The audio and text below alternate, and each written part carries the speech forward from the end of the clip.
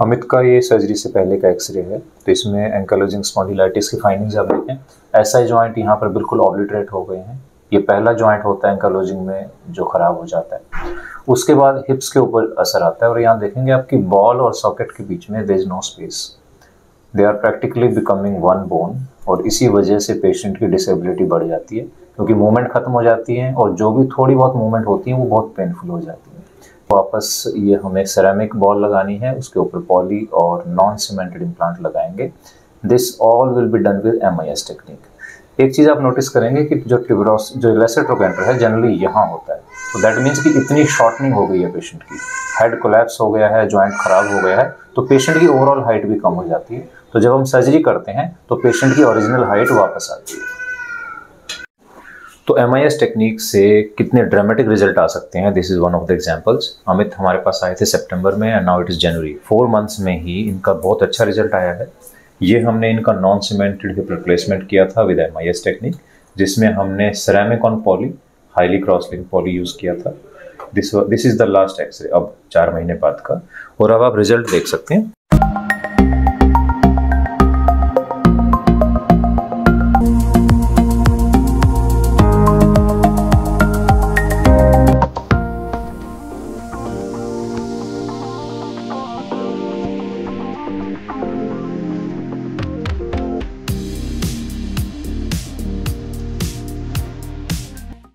पहले जो सबसे मुश्किल चीज़ थी, इनके पैर खुलते नहीं थे। इनफैक्ट जब बैठते थे तो क्रॉस हो जाते थे, सिर्फ 6 इंच खुलते थे इनके पैर, और अब आप देख सकते हैं कि पूरा खुल रहे हैं। इससे बहुत सारी चीज़ें आसान हो जाती हैं, नीचे बैठना, तेज चलना, कपड़े चेंज करना, पेरिनियल एरिया की क्लीनिंग करना। ये पैर मोड़िए, मूवमेंट्स बहुत अच्छी हैं, रोटेशंस बिल्कुल सही हैं। इसको मोड़िए, यस। और अभी सिर्फ 4 महीने हुए हैं। दोनों नी बेंड करो, कमर उठाइए, वेरी गुड, ठीक है। एक और चीज़ जो हम अपने पेशेंट्स में देखते हैं आफ्टर हिप रिप्लेसमेंट, हाइट बढ़ जाती है, लंबाई बढ़ जाती है। क्यों? क्योंकि जो हेड कोलैप्स हो जाता है और पेशेंट जो पेन की वजह से झुक के चलते हैं, सीधे खड़े होते हैं कॉन्फिडेंटली, तो दे लुक टॉलर। ये भी एक और चीज़ देखने को मिली है। अभी गाड़ी, बाइक, हाँ बाइक पे सब चल रहा था। और चलना सही है। कितना? वो मतलब जितना 5-10 किलोमीटर, कोई बात नहीं। मतलब अब सब काम कर सकता हूँ।